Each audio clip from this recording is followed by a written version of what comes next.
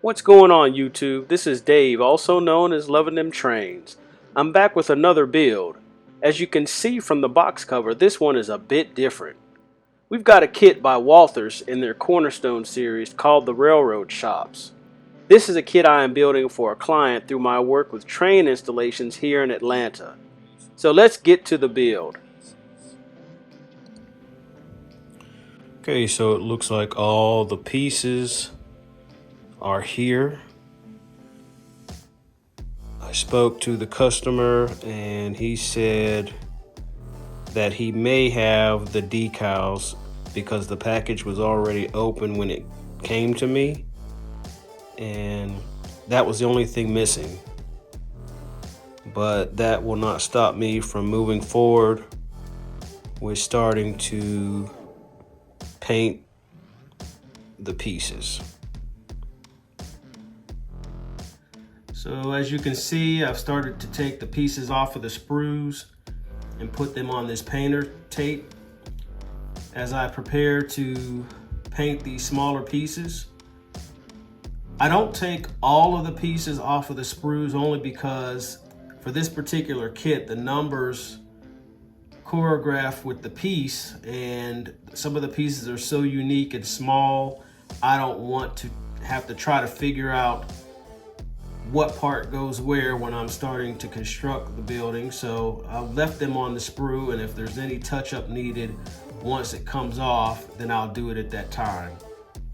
It just saves a lot of time when you do it that way.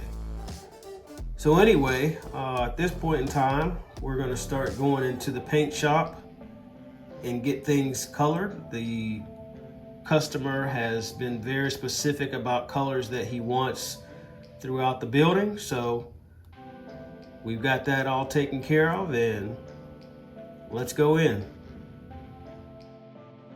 On the windows, I have used an eraser lightly dipped in black acrylic paint to bring out the grid pattern. Next, I will paint and black out some of the individual sections to give the look of age and repair. Here I've masked off the lower section of the walls under the windows to paint a strip of green. The inside will be detailed, so this will create some variation and visual interest inside the facility.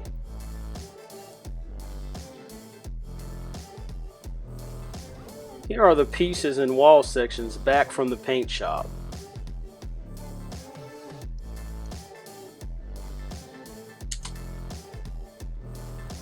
Here I've used some washes on some of the smaller details of the kit as well as on the base.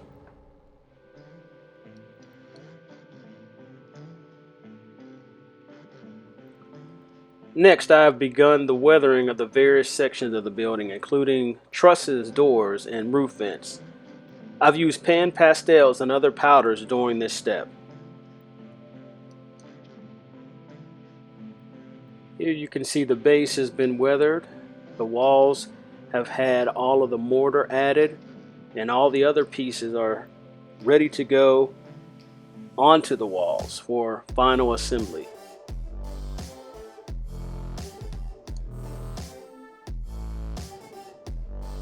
Here the windows and girder plates have been added to the walls. You can see where I've created the repair patches on the individual sections of the windows.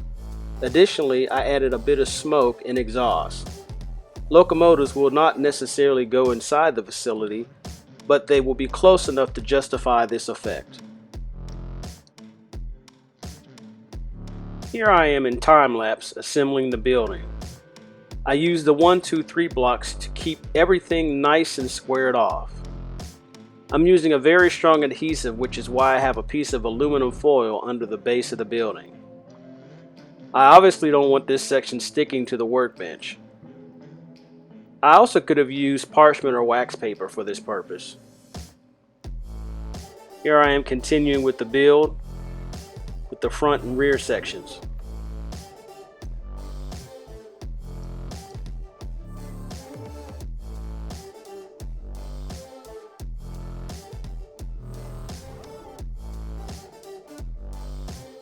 Here all the walls have been assembled and we get a first look at the facility in its 3D form. I'm also showing the interior from above where you can see the truss work and some of the work I did inside with the yellow safety striping.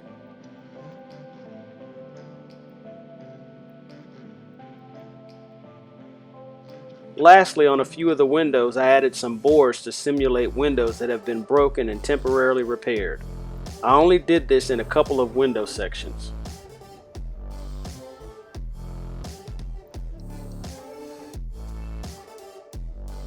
Here the roof ends have been added to the roof sections. I didn't paint the roof panels because I have something else in mind. Okay, got the wires in finally with the help of my buddy Scott, and just got a little bit more organization to do with them. I did start by running these wires down through some piping to the base. So that's on both sides. So it's going to take 2 wires to light this, 2 sets of wires to the bus that we use for accessories and lighting. Not too bad. Some great lighting. I've turned the lights off to get a good look at it. These deflectors that I have disperse the light very evenly throughout the building. So I think the customer will be very happy with this. And I'm happy this part is nearing completion, and actually the whole project is. Just a few more things to do, a bit more weathering, and I may add a few other things. I'm speaking with the customer at this point to see if he wants me to add some additional things. So getting close. And here's a look at the top where I've added this black gravel. You can see I've weathered the vents, bit of rusting.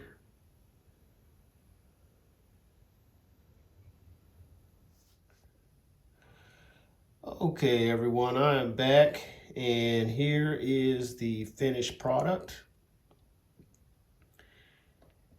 So I have put the vines on, and I did weather the building a bit more, just a little bit.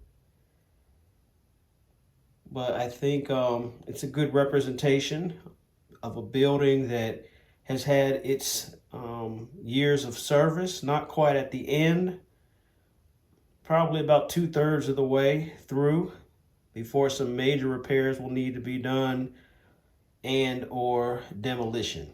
But that was what the customer was going for. So I'm going to take the camera up off the tripod and just show you a little bit more of the finished product on the other sides. Okay, here's the right side of the building. As you can see, I've added some vines over here as well. And here's a look at the back side of the building.